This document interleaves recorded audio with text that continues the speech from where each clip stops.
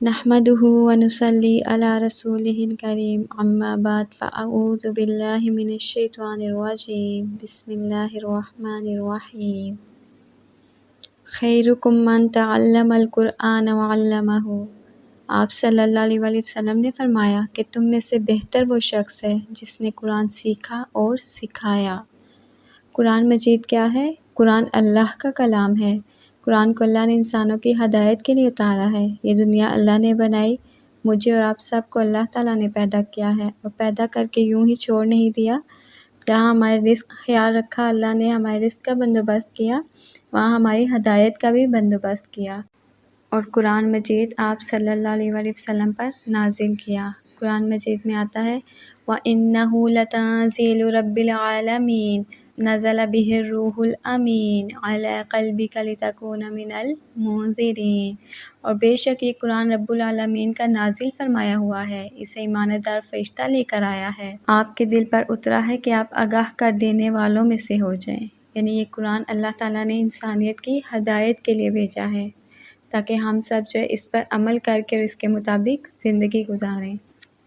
یہ کتاب وہ کتاب ہے جس میں ہمارا ہی ذکر ہے، ہماری نفسیاتی الجھنیں، ہماری ذہنی پریشانیاں، روزمرہ کی مشکلات کا حل پیش کرتی ہے۔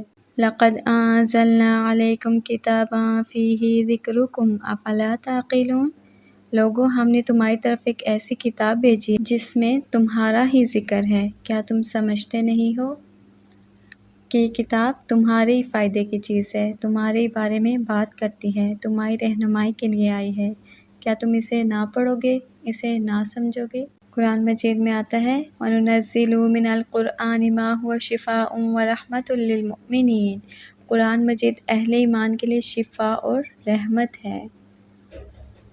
قرآن کا پڑھنا ذہنی دباؤ کو دور کرتا ہے، اس کا اثر ہماری جسمانی صحت پر بھی پڑتا ہے۔ اگر دل صحت مند ہے تو سارا جسم صحت مند ہے، تو قرآن پاک روحانی اور جسمانی دونوں بیماریوں کے لیے شفا کا ذریعہ ہے۔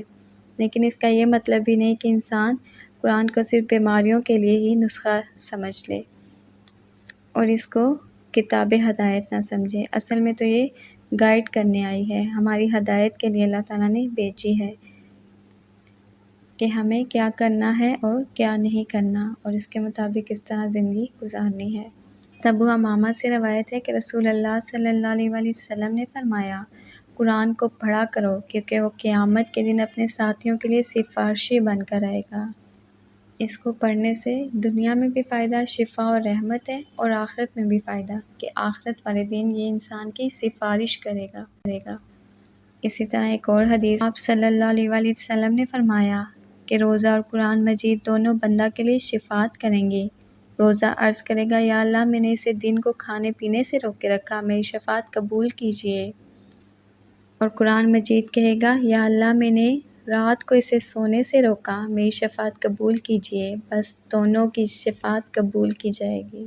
حضرت ابو سعید کہتے ہیں کہ رسول اللہ صلی اللہ علیہ وآلہ وسلم نے فرمایا کہ خداوند بزرگ و برتر فرماتا ہے جس شخص کو قرآن خوانی کی مشغولیت کی وجہ سے ذکر کرنے اور دعا مانگنے کی فرصت نہیں ملتی تو میں اس کو سب مانگنے والوں سے بہت زیادہ عطا کرتا ہوں، اور اللہ تعالیٰ کے کلام قرآن مجید کو سب کلاموں پر ایسی فضیلت ہے جیسی کہ خود اللہ تعالیٰ کو فضیلت اپنی مخلوق پر۔ تو کس قدر اجر ہے جو انسان قرآن کے ساتھ مشغول رہے، اس کو سمجھے، اس کو پڑھے اور دوسروں کو پڑھائے۔ حضرت ابن مسعود کہتے ہیں کہ رسول اللہ صلی اللہ علیہ وآلہ وسلم نے فرمایا جو شخص کتاب اللہ میں سے ایک حرف پڑھے اس کو اس حرف کے بدلے ایک نیکی ملے گی اور ہر نیکی 10 نیکیوں کے برابر ہوگی۔ میں الف لام کو ایک حرف نہیں کہتا بلکہ الف ایک حرف ہے اور لام ایک حرف اور میم ایک حرف ہے۔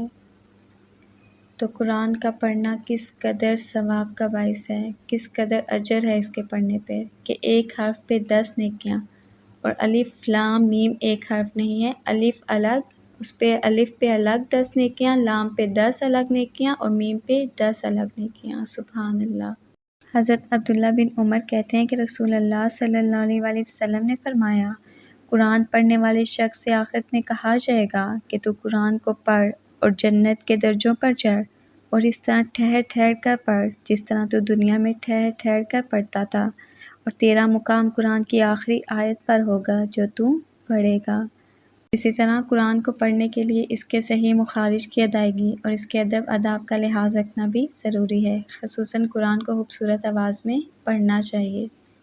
آپ صلی اللہ علیہ وآلہ وسلم نے قرآن کو خوبصورت آواز میں پڑھنے کی تلقین فرمائی۔ آپ صلی اللہ علیہ وآلہ وسلم نے فرمایا، وہ ہم میں سے نہیں جو قرآن کو خوبصورت آواز میں نہیں پڑھتا۔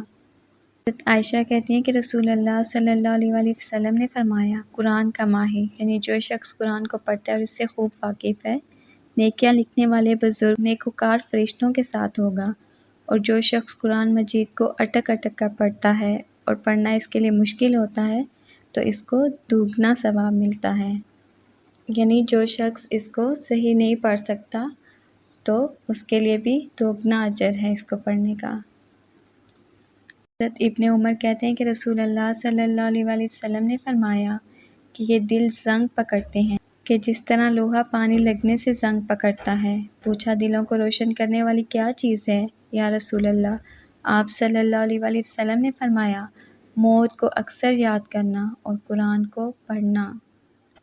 حضرت ابو ذر رضی اللہ عنہ سے روایت ہے کہ رسول اللہ صلی اللہ علیہ وآلہ وسلم نے فرمایا کہ تم لوگ اللہ تعالیٰ کی طرف رجوع اور اس کے یہاں تقرب اس چیز سے بڑھ کر کسی اور چیز سے حاصل نہیں کر سکتے جو خود حق سبحانہ سے نکلی ہے، یعنی قرآن مجید۔